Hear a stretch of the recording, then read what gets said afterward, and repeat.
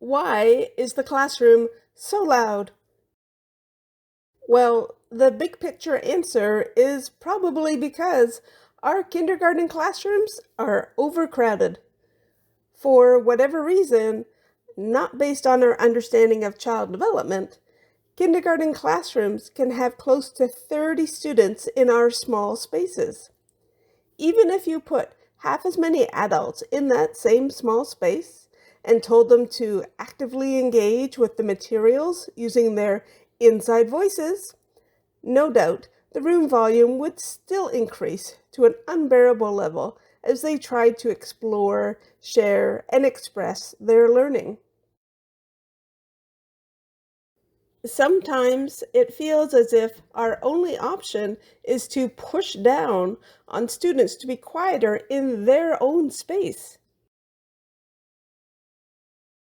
I often have to remind myself that I can push up and I can reach out to find ways to improve the classroom environment. I can reach out to my peers to build professional connections and share ideas on how to support our kindergarten students in these overcrowded spaces.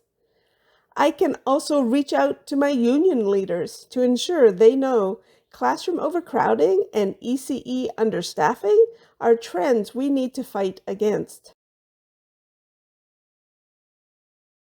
I can push up towards those who have the influence and power to set these classroom size assignments. In Ontario, our provincial government sets the funding allotments for education, and our local public school boards determine how that funding is allocated.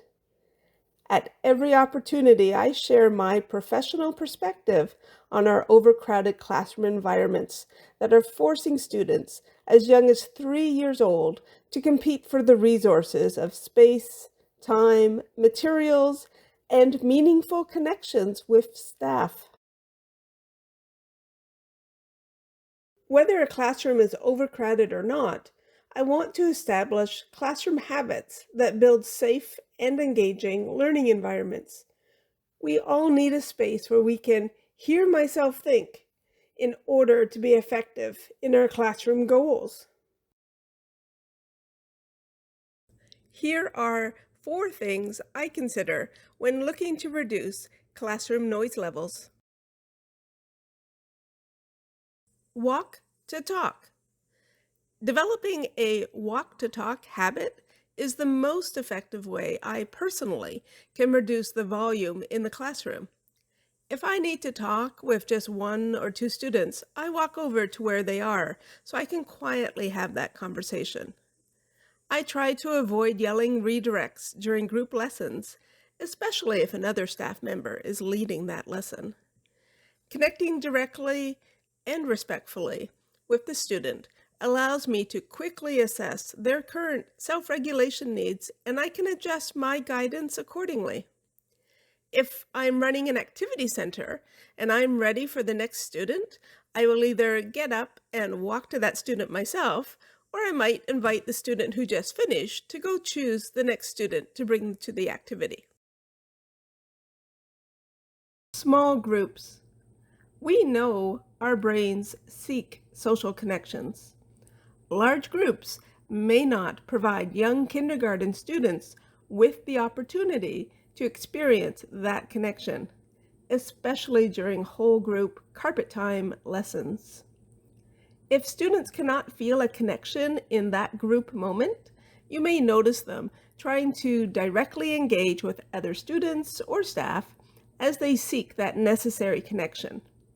Unfortunately, this often results in students being labeled as rude or disruptive or unfocused or attention-seeking, etc.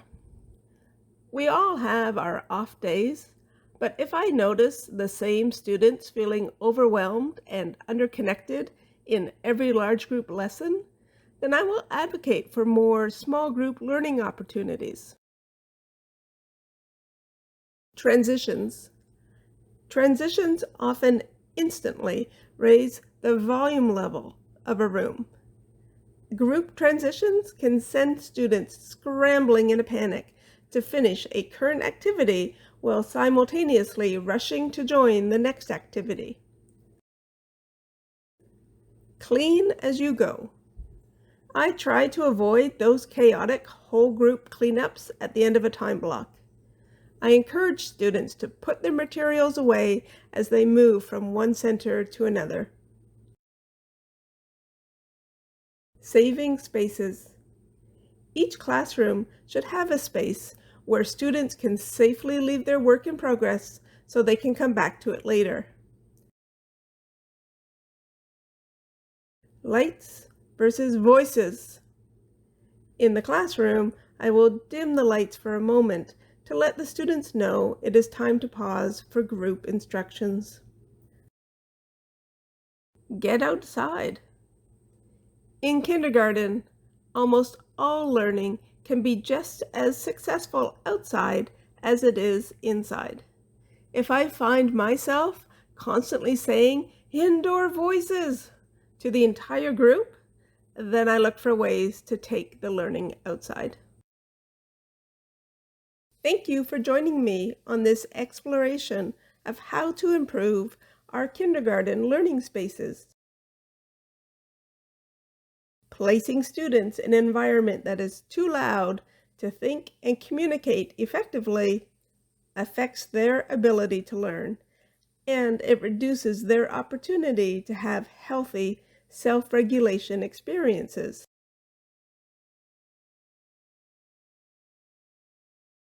Reducing the number of kindergarten students in each classroom and ensuring there is both an ECE and an OCT, along with any needed EAs, CYWs, and PCAs, will increase student success as it allows children to have the support, space, and materials they need to be engaged learners in our school system. As an early childhood educator, I look for classroom routines that consider childhood development in order to support our youngest students.